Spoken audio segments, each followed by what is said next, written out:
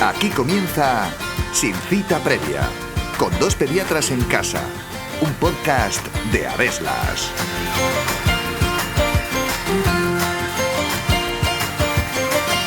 Las fracturas en la infancia difieren notablemente de las de un adulto, debido sobre todo a las características de elasticidad y capacidad regenerativa de los huesos de los niños. Sin embargo, es habitual que en su afán de investigar el mundo, los niños se caigan y se golpeen, haciendo que más de uno se lleve las manos a la cabeza y se pregunte cómo es posible que no se haya roto algo. Pero, ¿por qué las fracturas de los niños tienen mejor pronóstico que las de los adultos? ¿Cómo puedo saber si ese golpe que se ha dado mi hijo es motivo para acudir al médico? Y entre todas, ¿cuáles son los huesos que los niños se rompen con mayor facilidad? Está a punto de comenzar un nuevo episodio de Sin Cita Previa en el que os contamos todo lo que tenéis que saber sobre las fracturas en la infancia. Así que ajustaos bien los auriculares porque empezamos.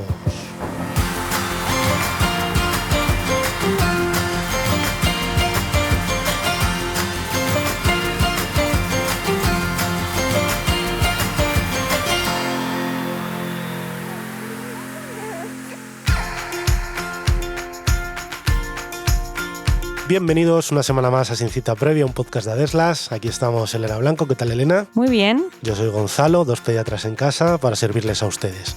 Daros las gracias como todas las semanas que estéis detrás de los auriculares y que nos acompañéis en un episodio nuevo. Ya habéis oído la sinopsis. Vamos a hablar de los niños que se dan un golpe, Elena, y se rompen algo. Vamos a dejar las fracturas de la cabeza, las fracturas de cráneo, vamos a hablar de los miembros, ¿no? Eso, que en realidad pues es muchísimo más habitual y no hay tarde, y sobre todo pues en aquellos días que hace mejor tiempo, en el que los niños pues pasan muchísimo más tiempo al aire libre, cogen sus patinetes y sus cosas y bueno, vienen muchas veces a la consulta, ay, que se ha caído o se cayó hace 2 días, mira cómo tiene el brazo, o el pie o el tobillo. Sí, o no es raro ver, tú vas a recoger a tu hijo al colegio y siempre ves a alguno con una escayola o con una venda, ¿no? Y el otro día fuimos a un entrenamiento de una extraescolar de nuestro hijo y había un niño con un brazo con una escayola, así que es algo muy frecuente, siempre suele haber alguno que le ha pasado algo. Pero sí que es verdad que tanta frecuencia en niños, luego no vemos adultos con los brazos torcidos o las piernas torcidas, porque claro, menos mal que los huesos de los niños pues están preparados para sufrir todos estos accidentes de la infancia y sufren unas fracturas que por suerte pues la mayoría regeneran muy bien y no precisan grandes cuidados ni por supuesto hospitalización, aunque ahora veremos que algunas sí. Sí, es verdad que el pronóstico de una fractura en un niño es mejor que la de un adulto. Veremos que consolidan los huesos mucho mejor, tienen mucha más capacidad formadora de hueso y sobre todo que también tienen fracturas especiales que no se dan en la edad adulta, que eso depende de las propias características del hueso durante la infancia. Y bueno, lo más importante del episodio de hoy, lo que queremos Gonzalo y yo que os llevéis a casa es de todos los golpes que se van a dar vuestros hijos, pues cuáles son los que de verdad os deben preocupar y por los que debéis pedir consejo médico y por supuesto pues acudir a urgencias cuando haga falta. Eso es. Así que bueno, vamos allá con la primera pregunta que nos vamos a hacer es ¿por qué las fracturas en la infancia son diferentes a los del adulto? Como ya nos ha adelantado Gonzalo. Pues como decíamos, los huesos de los niños no son huesos de adulto en chiquitito, ¿no? Sino que tienen unas características propias. Sobre todo, lo que hay que pensar es que los huesos de los niños son mucho más elásticos que los huesos de los adultos. Y esto hace, primero, que resistan mucho mejor los golpes y, por tanto, teniendo en cuenta que se caen muchísimo más que los adultos, no se rompan con tanta frecuencia, pero también cuando ese hueso supera o ese golpe supera la energía para romperlo, que tienen unas fracturas propias que no se ven en los adultos, como por ejemplo, a lo mejor suenan las fracturas en tallo verde, en pata de elefante, que tienen nombres así muy bonitos, muy de pediatría, que realmente tienen esos nombres porque es lo que vemos en la radiografía. Por ejemplo, las fracturas en tallo verde, Elena. Bueno, pues son, si nos imaginamos, ¿no? Cuando tenemos un tallo, ¿no? Y a lo mejor lo abre una rama y la partimos en dos, que a lo mejor hay una zona que se queda como más gruesa, ¿no? Que es el tallo inicial, el ramo, y luego como que se desprende una zona a la que se queda pegada por abajo, como ¿no? si se rompiera solo uno de los dos lados. Claro, esto es debido pues a la gran elasticidad. Al final ha habido una energía que ha superado la elasticidad y bueno, se rompe como solo por una zona.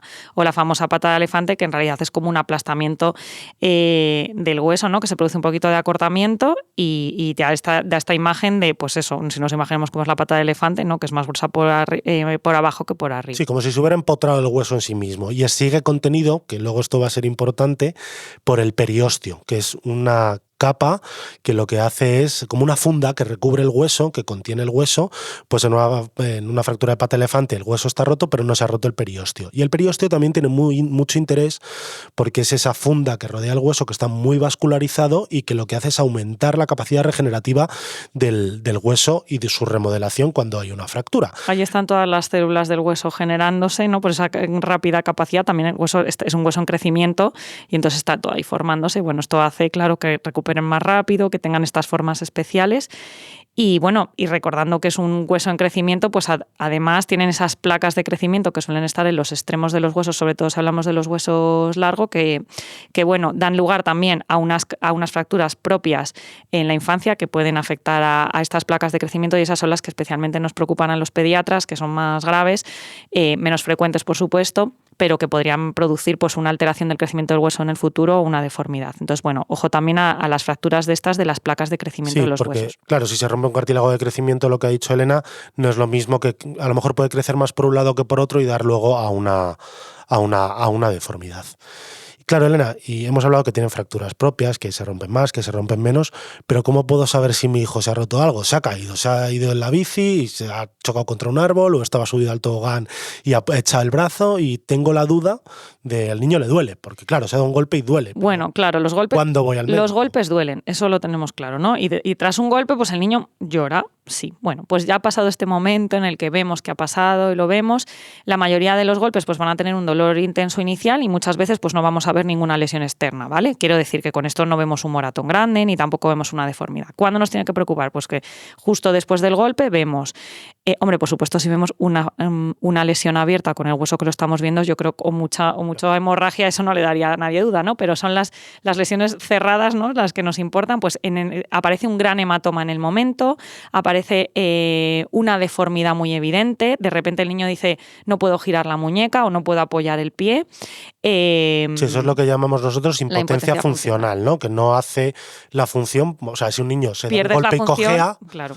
Cojea, a lo mejor luego solo es un golpe, pero si ya cojea, pues es un signo de alarma. Y luego, a lo mejor no aparece nada de esas cosas, ¿vale? Dices, bueno, pues voy a absorber, pero tiene un dolor que es mucho dolor, o sea, que es que no para de llorar, bueno, lo hemos bañado, le hemos dado el ibuprofeno, lo hemos metido en la cama y el niño es que no consigue dormirse porque tiene mucho dolor. Pues un dolor exagerado para el golpe que pensamos que se ha dado también es un motivo de consulta. ¿Por qué? Porque todos estos signos que hemos contado pues nos pueden evidenciar que hay una fractura, lo cual pues sí que es importante diagnosticar. Claro, y ahí vamos a ir al médico. ¿Qué nos va a decir al médico? Que sí, bueno, obviamente va a explorar al niño, por ejemplo, en los de antebrazo, pues va a palpar la cabeza del radio y la cabeza del cúbito, que son los huesos del antebrazo, y lo va a mover para ver si duele o se exacerba el dolor.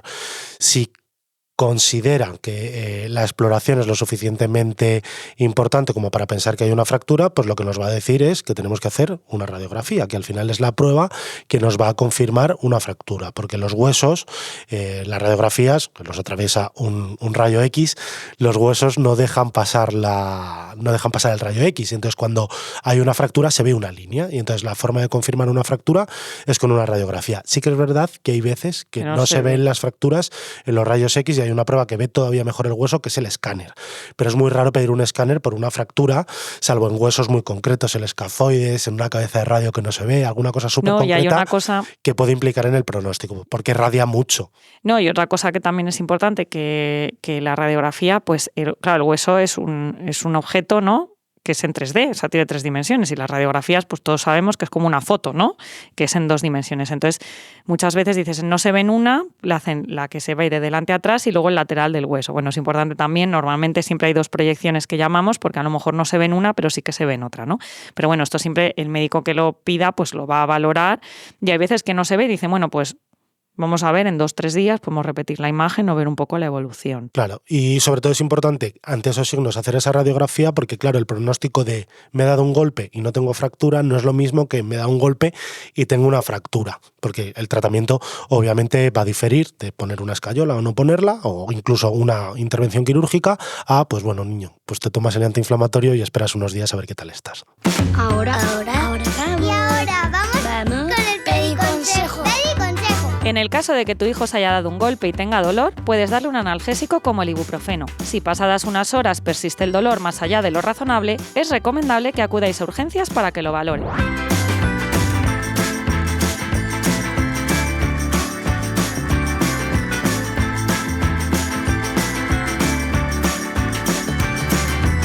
Ya estamos de vuelta. Parece que lo estamos diciendo por activa o por pasiva, ¿no, Elena? Pero sí. Es que es muy importante. Es muy importante y además es sentido común. Si tu hijo no está bien después de haberle dado un analgésico y le sigue doliendo después de un golpe y es un dolor importante, pues es que hay que acudir al médico a que lo valore. A lo mejor no nos apetece mucho ir a urgencias porque sabemos que va a haber espera porque es invierno, pero ya os digo que el tratamiento puede variar. Y una cosa que no habíamos dicho y que también es igual de importante que poner el ibuprofeno, un poquito de hielo. El mejor antiinflamatorio que existe es el frío y el hielo, ¿no? Tenemos ahí la lata de bebida, los guisantes congelados, ¿no? Todo eso pues es fácil de aplicar. En la calle, incluso en el bar de enfrente podemos pedirlo. Entonces, bueno, eso también es importante, pero sí, pasado lo razonable, vemos que tiene un moratón muy importante, como hemos dicho, mucho dolor, evidentemente una deformidad o cualquier cosa que nos parezca que quizás no es un golpe normal, hay que acudir al médico. Bueno, en esta segunda parte vamos a hablar de cuáles son las fracturas más importantes en la infancia. Sin duda alguna, las que afectan al miembro superior. Y cuando nos referimos al miembro superior, nos referimos desde la clavícula hasta la punta de los dedos, ¿no? Es decir, clavícula, omóplato, húmero, cúbito radio y luego ya todos los huesecillos que hay en la mano, que hay un montón.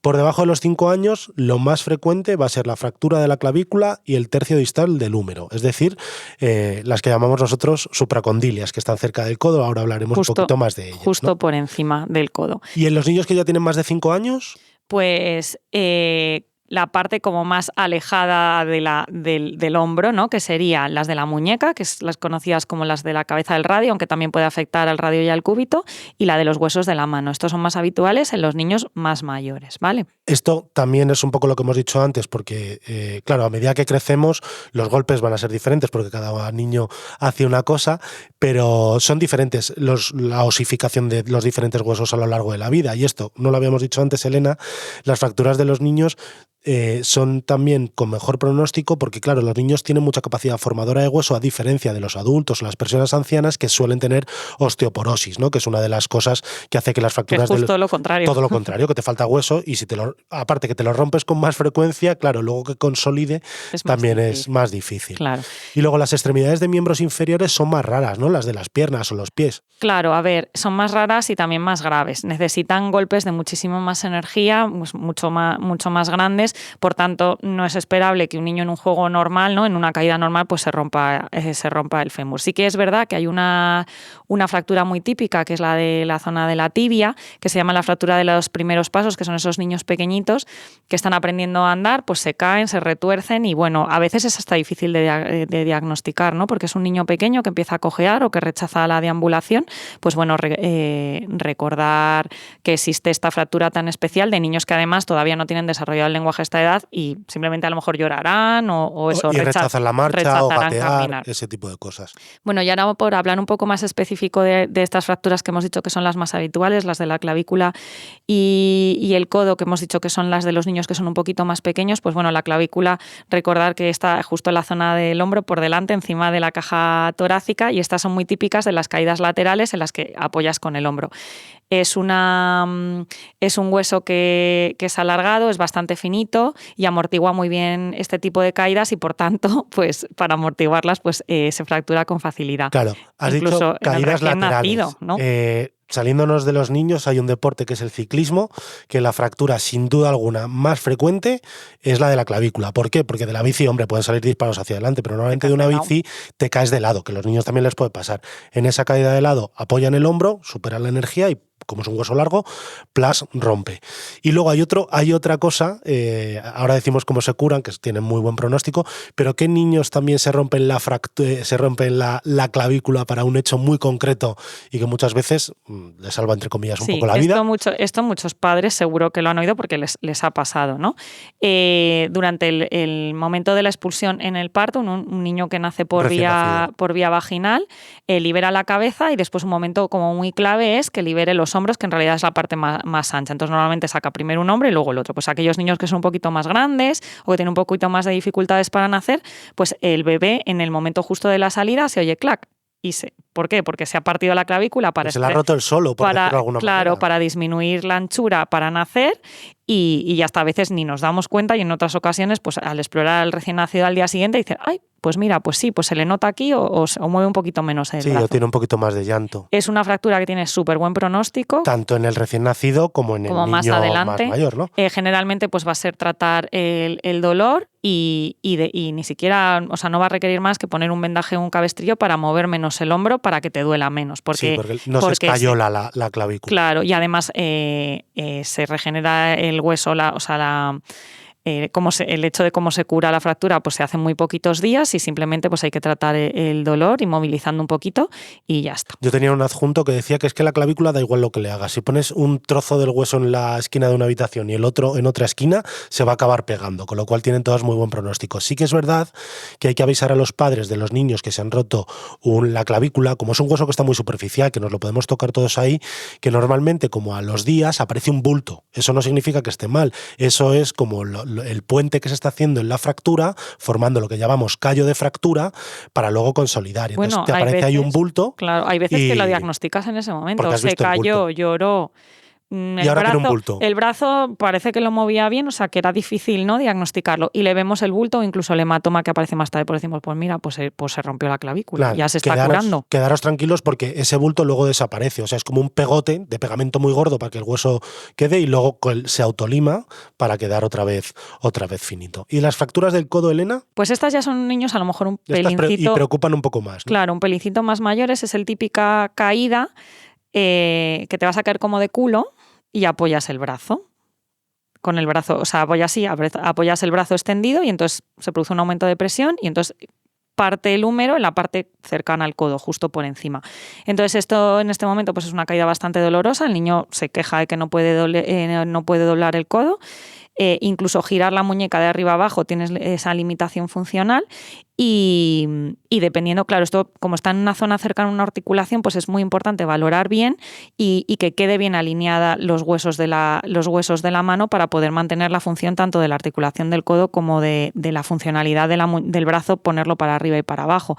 De manera que estas en ocasiones sí que van a requerir hospitalización y una intervención quirúrgica para dejar bien el hueso después. De cara a tal. Claro. De hecho, yo creo que diría que la fractura supracondilia es la que más frecuentemente lleva a quirófano a un niño por haberse roto cualquier tipo de hueso. Pero ojo, aunque en adultos sí que muchas fracturas requieren cirugía, la mayoría de las fracturas, no las de codo, no las supracondilias, se pueden solucionar con una escayola y lo que llamamos nosotros una reducción cerrada, porque sí que es verdad que en una radiografía a veces ves que el hueso está desplazado y lo que hace el traumatólogo es lo coloca en su sitio, obviamente hay que ponerle una pseudoanalgesia al niño para que no le duela mucho y luego poner la escayola para mantenerlo ahí. Lo que pasa es que en las supracondilias normalmente ese tratamiento, si está desplazada, fracasa y no son normalmente las que requieren una cirugía. Pero yo te quiero preguntar, Elena, claro, has hablado del niño que pone el codo, nos hemos roto el codo, pero hay una cosa que sabemos que es el codo de niñera, esos niños a los que se les sale el codo. ¿Esto es algo parecido o qué le pasa realmente a estos niños? ¿Es una fractura? O sea, puede ser parecido en el sentido de que de repente el niño, con un movimiento que en este caso es una tracción de los brazos, por eso el codo de niñera, ¿no? El típico niño que se tira al suelo porque no quiere caminar y tú, niño, vamos. Y entonces tiras. Que va a salir a un paso de cebra y le tiras el codo. Y de repente el niño empieza con mucho dolor y una impotencia funcional del codo. No lo mueve, lo tiene normalmente pegadito al tronco y no lo mueve, ¿no? Y entonces genera una visita a urgencias porque, oye, que es que le he tirado o se ha caído y le he ido a coger o el hermanito ha tirado, que a veces es así, y no puede mover el codo. Pues esto es debido a una luxación. Claro, lo elásticos que son los ligamentos también a esta edad, igual que son los huesos. Lo que ocurre es que la cabeza del radio se desencaja como si fuese de la articulación del codo, se cuela a través de un ligamento que hay, que es el ligamento anular, claro, de manera que pierde su función. Nada, esto es una cosa que a los pediatras nos encanta porque se diagnostica muy fácil, hay un mecanismo muy claro previo de haber tirado del bracito. Además, en un niño que ya le ha pasado una vez es más fácil que le vuelva a ocurrir y a través de un movimiento en el que giramos la manita y doblamos el codo, de repente hace clac y el niño fenomenal y ya está. Claro, vuelves a meter el codo y parece que has hecho magia, porque es el típico niño que lleva 4 horas sin querer mover el brazo y medio llorando, llega el pediatra y dice, a ver, tal, clac, clac, y el niño ya empieza a coger cosas y tal, y es como hemos hecho la magia de la medicina. Esto es lo que llamamos, he dicho yo antes, codo de niñera, es lo que en término médico es una pronación dolorosa, que a lo mejor claro, también esto lo habéis sí muy oído. importante porque el que le ha pasado una vez le puede volver a pasar, como he dicho, y es importante que recordemos que a los niños al tirar de ellos, pues recordemos que hay que hacerlo siempre de la zona más cercana al hombro o incluso cogerlos de la cintura y no de los brazos porque es posible que les ocurra esto. Claro, yo diría una cosa, yo prefiero que tiréis de un codo y que a un niño no le atropelle un coche por salir a la calle, evidentemente, pero por ejemplo, lo típico que hacían en otras épocas de coger a los niños del brazo y dar vueltas sobre ti mismo, como dando vueltas alrededor, eso en un niño muy pequeño, en un tironcito de eso sí que puede ocurrir, o sea que esas prácticas mejor no hacerlas de la axila. Y luego, Elena, hemos hablado del codo y la fractura, que lo hemos dicho también, del cúbito, la parte más distal del antebrazo, que en adultos, ¿no? La fractura de Colles, sobre todo en las mujeres posmenopáusicas, porque tienen mucha osteopenia, es muy frecuente. En niños también es frecuente, ¿no? En niños un poco más mayores. Suele ocurrir la típica, antes has dicho lo de poniendo el brazo en extensión, que se rompe el codo. Aquí también suele ser una caída hacia adelante o poniendo el brazo hacia atrás, pero en este caso lo que se rompe la muñeca. Sí, la muñeca es la articulación, el hueso que está por encima de la muñeca. Y aquí normalmente suele haber una deformidad evidente, es decir, ves el antebrazo desviado, incurvado, y una impotencia funcional bastante clara, ¿no? O sea, intentas poner la mano boca arriba y boca abajo y al niño o le duele mucho o directamente él no puede hacerlo. Y luego, por último, el tobillo. Ya hemos dicho que las fracturas de los miembros inferiores son menos frecuentes, pero bueno, por poder pueden existir. El mecanismo suele ser lo que llamamos la torcedura de tobillo, que lo más frecuente es que te genere un esguince, pero porque no podría producir una fractura. Y igualmente, si esta es mucha inflamación, mucha deformidad o un dolor, pues habría que explorarlo. Nosotros lo que vamos a valorar es si tiene dolor en los puntos óseos a través de una prueba de la exploración, que es valorar si cumple los criterios de Ottawa, y en ese caso pues pediríamos una radiografía, y si tiene una fractura pues la podríamos diagnosticar. Lo más frecuente es que sea en la zona de los tobillos, en la zona del hueso que sobresale, que son los maleolos, aunque a veces también ocurre en los laterales del pie, lo que llamamos la cabeza del quinto metatarsiano. Pues nada, Elena, nos despedimos hasta el siguiente episodio, recordándoos que nos podéis escuchar todas las semanas en cualquier plataforma para podcast como Spotify, Amazon Music, Apple Podcast o iVoox, y que agradecemos eternamente si os suscribís al podcast o nos dejáis una valoración de 5 estrellas en dichas plataformas o un comentario súper positivo en redes sociales. Y para acabar, os recordamos lo más importante del episodio de hoy. Las fracturas en los niños son diferentes a las de los adultos debido a la gran flexibilidad de los huesos infantiles y su capacidad de regeneración. Las fracturas más frecuentes en la infancia son las de la clavícula, el codo y la zona distal del antebrazo. Si tras un golpe en una extremidad tu hijo presenta dolor muy llamativo, deformidad de un miembro o no es capaz de moverlo con relativa normalidad, es adecuado acudir al médico para que sea valorado.